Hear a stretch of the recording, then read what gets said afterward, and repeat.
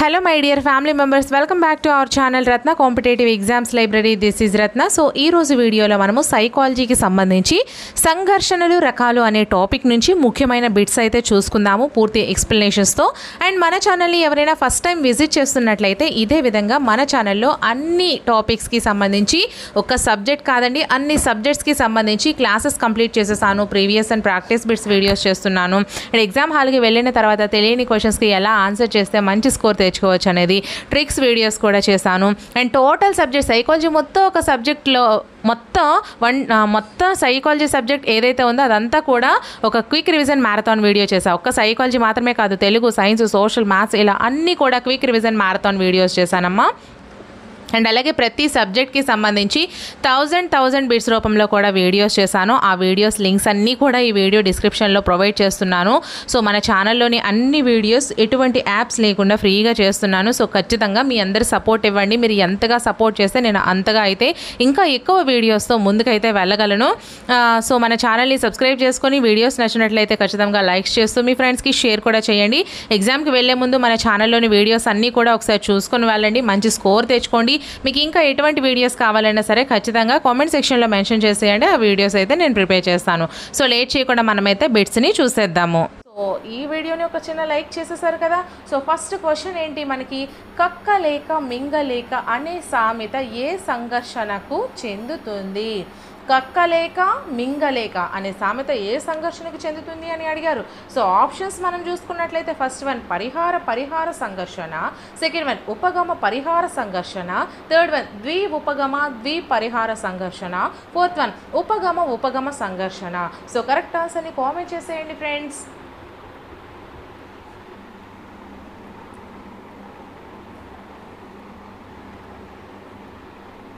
So first one is a right answer. పరిహార సంఘర్షణ. ఇటు కక్కలేడు, అటు మింగను లేడు. ఇటు కక్కడం కూడా వాడికి కష్టమే, మింగడం కూడా వాడికి కష్టమే. రెండు కూడా ఇష్టం లేనటువంటి పనులు చేయడానికి వచ్చేటప్పుడు పరిహార సంఘర్షణను ఎదుర్కోవడం జరుగుతుంది. రెండు వికర్షణీయ లక్ష్యాల మధ్య ఏదో ఒకటి ఎన్నిక జరగవలసి వచ్చినప్పుడు ఏర్పడే సంఘర్షణనే మనము పరిహార సంఘర్షణ అని అంటాము. ఫర్ ఎగ్జాంపుల్ ముందు నొయ్యి వెనుక గొయ్యి, ఈ సామెత కూడా మనకి పరిహార సంఘర్షణకే చెందుతుంది. కక్కలేక మింగలేక ఈ సామెత కూడా మనకి పరిహార సంఘర్షణకే చెందుతుంది. పరీక్షకి చదవాలని లేదు, అలా అని ఫెయిల్ అవ్వాలని లేదు. ఫర్ ఎగ్జాంపుల్ మనకి ఇప్పుడు టెట్ ఎగ్జామ్ దగ్గరకు వచ్చేసింది, పరీక్షకి చదవాలని అస్సలు లేదు, అలా అని ఫెయిల్ అయితే డిఎస్సికి మనము క్వాలిఫై కాలేము. సో ఇటు చదవాలని లేదు, అటు మనము ఫెయిల్ అవ్వాలని లేదు. సో అటువంటప్పుడు మీరు ఏర్పడే సంఘర్షణనే మనము పరిహార సంఘర్షణ అని అంటాము. యాక్చువల్లీ మనకి సంఘర్షణలను కర్ట్ లెవిన్ అనే శాస్త్రవేత్త 4 రకాలుగా సంఘర్షణలు విభజించారు. సో ఫస్ట్ మనం పరిహార సంఘర్షణను చూసుకున్నాం. సో మరి ఉపగమ పరిహార సంఘర్షణ అంటే ఏంటి, ఉపగమ సంఘర్షణ అంటే ఏంటి? ఉపగమ సంఘర్షణను మనం చూసుకున్నప్పుడు రెండు ఆకర్షణీయమైన లక్ష్యాల మధ్య ఏదో ఒకటి ఎన్నిక చేయాల్సి వచ్చినప్పుడు ఏర్పడే సంఘర్షణనే మనము ఉపగమ సంఘర్షణ అని అంటాము. ఏంటి? రెండు ఆకర్షణీయమైన లక్ష్యాల మధ్య ఏదో ఒకటి ఎన్నిక చేయవలసి వచ్చినప్పుడు ఏర్పడే సంఘర్షణ ఉపగమ సంఘర్షణ. రెండు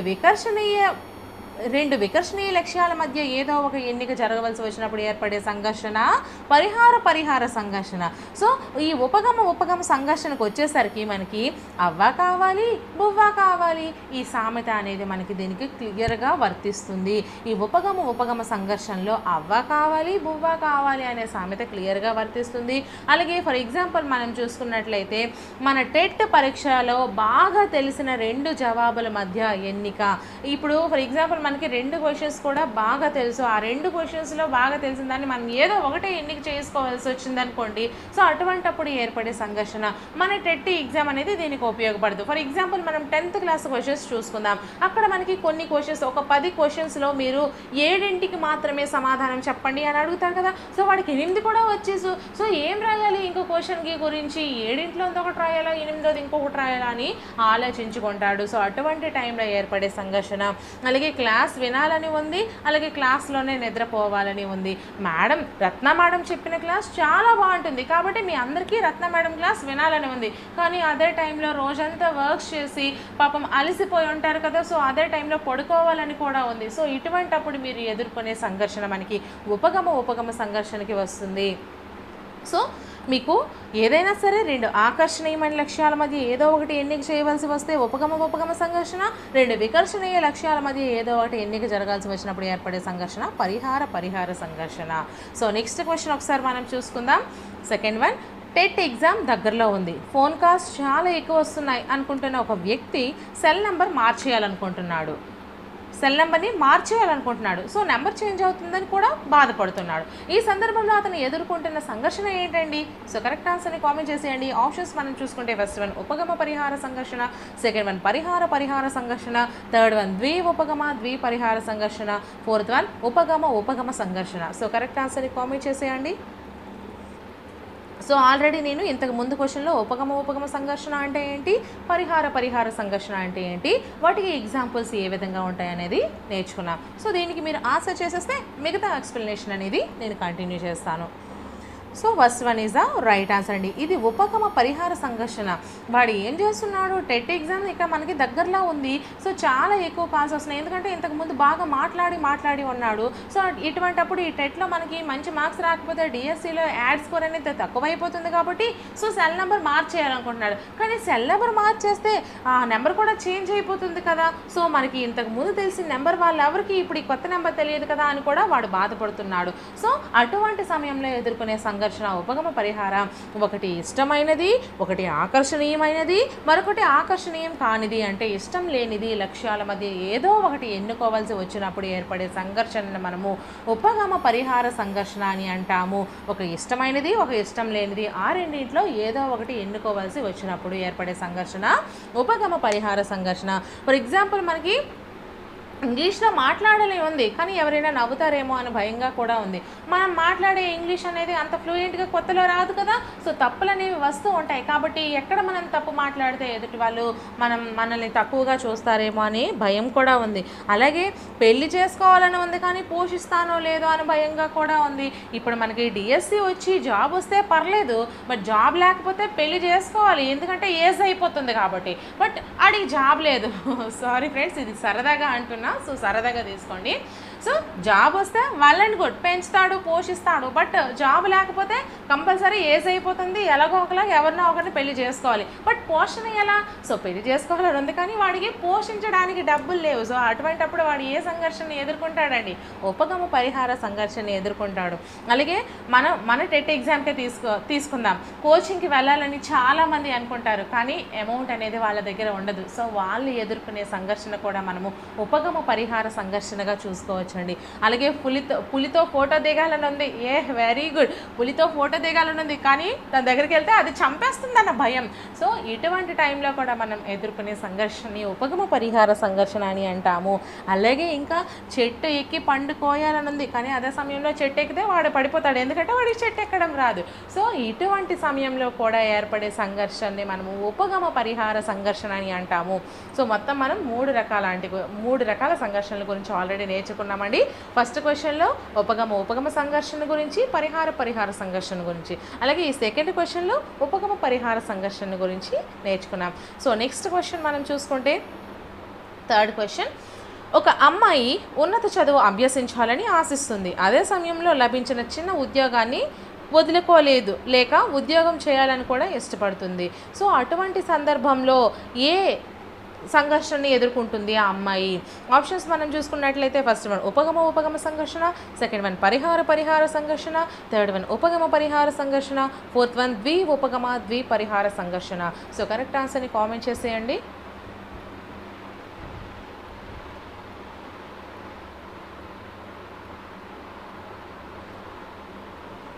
so first one is the right answer అండి. రెండు తనకి ఇష్టమైనవే, కానీ ఆ రెండు ఇష్టమైన దాంట్లో ఏదో ఒకటి ఎంపిక చేసుకోలేకపోతుంది. సో ఆల్రెడీ నేను చెప్పేశాను, ఉపగమ సంఘర్షణ అంటే రెండు ఇష్టమైన వాటిలో ఏదో ఒకటి ఎన్నుకోవాల్సి వచ్చినప్పుడు ఏర్పడే పరిస్థితినే మనము ఉపగమ సంఘర్షణ. అమ్మాయి ఉన్నత చదువుకోవాలని తనకి చాలా టైం నుంచి, చాలా చిన్నప్పటి నుంచి కోరిక. బట్ ఇప్పుడు వచ్చినటువంటి ఉద్యోగాన్ని వదులుకుందనుకోండి, ఆ తర్వాత ఉద్యోగం వస్తుందో రాదో, సో ఇది కూడా చేయాలని ఉంది. కాబట్టి ఈ రెండింట్లో ఏదో ఒకటి ఎన్నుకోవాల్సి వచ్చినప్పుడు దాన్ని మనము ఉపగమ సంఘర్షణ అనుకుంటామని దానికి ఒక 5 to 6 మీకు ఎగ్జాంపుల్స్ కూడా చెప్పాను. So next question, 4th question. ఒక వ్యవసాయదారుడికి తన కూతుర్ని బాగా చదివించాలని ఉంది, కానీ బాధ్యతలు గుర్తుకు వచ్చి అదే డబ్బుతో పెళ్లి చేయాలని కూడా ఉంది. సో అటువంటి టైంలో ఎదుర్కొనే సంఘర్షణ ఏంటి? ఆప్షన్స్ మనం చూసుకుంటే ఫస్ట్ వన్ ఉపగమ సంఘర్షణ, సెకండ్ వన్ పరిహార సంఘర్షణ, థర్డ్ వన్ ఉపగమ పరిహార సంఘర్షణ, ఫోర్త్ వన్ ద్విపరిహార సంఘర్షణ. సో కరెక్ట్ ఆన్సర్ని కామెంట్ చేసేయండి.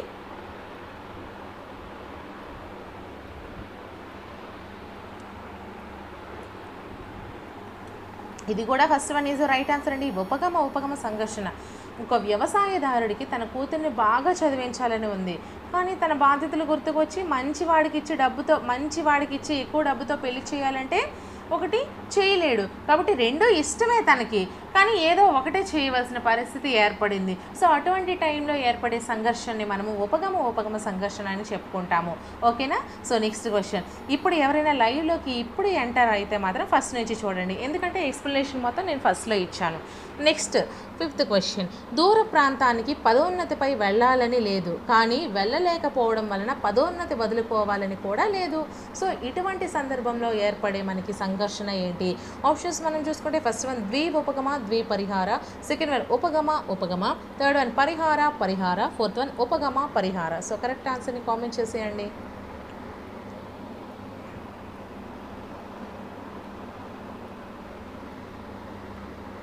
So third one is the right answer అండి. పరిహార సంఘర్షణ. రెండు కూడా వాడికి ఇష్టం లేదు, కానీ ఏదో ఒకటి తప్పనిసరిగా చేయాలి. దూర ప్రాంతానికి వెళ్ళాలని లేదు, కానీ అక్కడ పదోన్నతి వదులుకోవాలని కూడా లేదు. సో అటువంటి టైంలో ఏర్పడే సంఘర్షణని మనం పరిహార సంఘర్షణ అని అంటామని చెప్పుకున్నాం కదా. సో ఏంటి? రెండు వికర్షణీయ లక్ష్యాల మధ్య ఏదో ఒకటి ఎంపిక చేసుకోవాల్సి వస్తే ఏర్పడే సంఘర్షణనే పరిహార సంఘర్షణ అని అంటాము. సో ఇవి మనకి 3 ఆల్రెడీ చెప్పేసాను, ఈ 3 కూడా. మరి మేడం గారు ఈ ద్విపరిహార సంఘర్షణ అంటే ఏంటి మేడం గారు? సో మీ చాలామందికి డౌట్ ఉంటుంది, అలాగే కన్ఫ్యూజ్ కూడా ఉంటుంది. సో కన్ఫ్యూజ్ లేకుండా నేను మీకు చెప్తాను చూడండి. రెండు లేదా అనేక లక్ష్యాల మధ్య అనుకూల లేదా ప్రతికూల విషయాలు ఉండడం. ఇక్కడ ప్రతి క్వశ్చన్లో కూడా ఓన్లీ ఒకటి ఇష్టము లేదా ఇంకొకటి కష్టము, లేదా రెండు ఇష్టమైన దాంట్లో ఒకటి ఎంచుకోవడం, లేదా రెండు కష్టమైన దాంట్లో ఒకటి ఎంచుకోవడం. కానీ ఇక్కడికి వచ్చేసరికి రెండు లేదా అంతకంటే ఎక్కువ లక్ష్యాల మధ్య అనుకూల ప్రతికూల విషయాలు ఉంటే దాన్ని మనము ద్విపరిహార సంఘర్షణ అని చెప్పుకుంటామండి. ఫర్ ఎగ్జాంపుల్ మనం చూసుకుంటే దూర ప్రదేశానికి బదిలీ అయ్యింది ఎక్కువ వేతనంతో, కానీ దగ్గరలో తక్కువ వేతనంతో మరొక ఉద్యోగం దొరికింది. దూర ప్రాంతము ఎక్కువ శాలరీ, దగ్గరదే తక్కువ శాలరీ. సో దూరం అనేది మీకు చిరాకు కలిగిస్తుంది, కానీ శాలరీ ఎక్కువ వస్తుంది. బట్ ఇక్కడ దగ్గర అనేది చాలా ఈజీ, కానీ శాలరీ తక్కువ వస్తుంది. సో ఇటువంటి సందర్భాల్లో రెండు లేదా అంతకంటే ఎక్కువ లక్ష్యాల మధ్య అనుకూల లేదా ప్రతికూల విషయాల్లో మీరు ఏదో ఒక దాన్ని ఎంపిక చేసుకోవాల్సి వచ్చినప్పుడు అటువంటి సందర్భంలో ఏర్పడే సంఘర్షణనే మనము ద్విపరిహార సంఘర్షణ అని అంటాము. అర్థమైందా? సో ఫర్ ఎగ్జాంపుల్ మనం చూసుకుంటే మన టెట్లోనే 2018లో ఒక టెట్, 2019లో ఒక టెట్ మీరు రాశారనుకోండి. సో 2018లో మీకు టెట్కి చాలా ఎక్కువ మార్కులు వచ్చాయి. 2019లో టెట్ కమ్ టీఆర్టీ అనమాట. సో టెట్ కమ్ టీఆర్టీలో మీకు కొంచెం దానికంటే కొంచెం తక్కువ వచ్చాయి, కానీ మీకు బాగా రాశారు. కానీ ఏంటి, ఇది లైఫ్ టైం వ్యాలిడిటీ ఇస్తామంటున్నారు కాబట్టి ఇది వేస్తే బెటరు అని అనిపిస్తుంది. కానీ దాంట్లో ఎక్కువ మార్కులు వచ్చాయి, దాన్ని ఎంచుకోవాలా దీన్ని ఎంచుకోవాలా? అటువంటి సందర్భంలో ఫర్ ఎగ్జాంపుల్ మీకు డిఎస్సిలో ఒక జాబ్ వచ్చింది, ఆ జాబ్ ఏమో మీరున్న ప్రాంతానికి చాలా దూరంలో ఉంది, కానీ అక్కడ ఎక్కువ జీతం ఇస్తానన్నారు. కానీ మీకు దగ్గరలో ఉన్న జాబ్కి తక్కువ జీతం ఇస్తానన్నారు. సో అటువంటి సందర్భంలో ఏదో ఒక దాన్ని ఎంచుకోవాల్సి వచ్చినప్పుడు ద్విపరిహార సంఘర్షణ పడతాము. అలాగే ఒక అందమైన అమ్మాయి కానీ ప్రభుత్వ ఉద్యోగం లేదు. కానీ ఒక అందహీనమైన అమ్మాయి ప్రభుత్వ ఉద్యోగం ఉంది. సో వీళ్ళిద్దరిలో ఎవరో ఒకరిని మీరు పెళ్లి చేసుకోవడానికి ఎంపిక చేసుకోవాల్సి వచ్చినప్పుడు మీరు ఏర్పడే సంఘర్షణ ద్విపగమ ద్విపరిహార సంఘర్షణ. అలాగే మనకి నాన్ లోకల్ క్రింద దగ్గర జిల్లాలో, లోకల్ క్రింద వేరొక జిల్లాలో దూరంగా వచ్చింది బట్ శాలరీ ఎక్కువ, దూరంలో వచ్చింది శాలరీ ఎక్కువ, దగ్గరలో వచ్చింది శాలరీ తక్కువ. ఈ విధంగా ఏర్పడినప్పుడు కూడా మీరు ఏర్పడే సంఘర్షణని మనము ద్విపగమ ద్విపరిహార సంఘర్షణ అని అంటాము. సో ఈ విధంగా రెండు లేదా అనేక లక్ష్యాల మధ్య ఏదైనా అనుకూలము లేదా ప్రతికూల విషయాల మధ్య మీరు ఏదో ఒకటి ఎంపిక చేసుకోవాల్సి వచ్చినప్పుడు ఏర్పడే సంఘర్షణ మనము ద్విపగమ ద్విపరిహార సంఘర్షణ అని అంటామండి. సో ఇక్కడ మనకి క్వశ్చన్స్ అనేవి నేను తక్కువే చెప్పాను, బట్ నేను మీకు ఎక్స్ప్లెనేషన్స్ ఇచ్చాను. సో మీరు ఎన్ని క్వశ్చన్స్ చేసినా కూడా ఎక్స్ప్లెనేషన్ లేకుండా క్వశ్చన్ చేస్తే మీకు మైండ్లో అది ఎలా వచ్చింది అని ఆలోచన చేస్తూ ఉంటారు. సో అందుకే నేను ఈచ్ అండ్ ఎవ్రీథింగ్కి కూడా 5 to 6 వరకు మీకు ఎగ్జాంపుల్స్తో సహా వివరించాను. సో మీకు కంటెంట్ అనేది ఈజీగా గుర్తుండిపోతుంది. అలాగే నేను మీకు మోడల్ క్వశ్చన్స్ కూడా ఇచ్చాను కాబట్టి మీకు క్లియర్గా అర్థమవుతుంది, మీ మైండ్లో కూడా ఉంటుంది. సో ఇదే విధంగా ఇంకా అన్ని టాపిక్స్ కూడా కవర్ చేయాలంటే ఇదే విధంగా కవర్ చేయమని చెప్పండి. లేదు మేడం గారు ఎలాగో అలా క్వశ్చన్స్ చేసేయండి, మాకు ఎక్స్ప్లెనేషన్ అవసరం లేదు, ఓన్లీ క్వశ్చన్సే కావాలి అంటే సో అలాగే చేయమని చెప్పండి. ఏదైనా సరే మీరు కామెంట్ సెక్షన్లో కామెంట్ చేయండి. కానీ ఈ వీడియో నచ్చినట్లయితే మాత్రం ఖచ్చితంగా మేడం గారు ఎక్స్ప్లెనేషన్ బాగుందండి, కంటిన్యూ చేయండి అని కామెంట్ చేయండి. అలాగే ఈ వీడియోని ఒక చిన్న లైక్ చేసేయండి. ఇటువంటి మరిన్ని వీడియోస్ కోసం నా ఛానల్ని ఫాలో అయిపోతూ ఉండండి, నా ఛానల్ని సబ్స్క్రైబ్ చేసుకోండి. ఇంతకుముందు నేను చేసిన వీడియో లింక్స్ అన్నీ కూడా ఈ వీడియో డిస్క్రిప్షన్లో ప్రొవైడ్ చేశానండి. సో అవన్నీ ఒకసారి చూసేయండి. నెక్స్ట్ వీడియోతో మళ్ళీ కలుద్దామండి. అంటిల్ దెన్ బాయ్ అండి.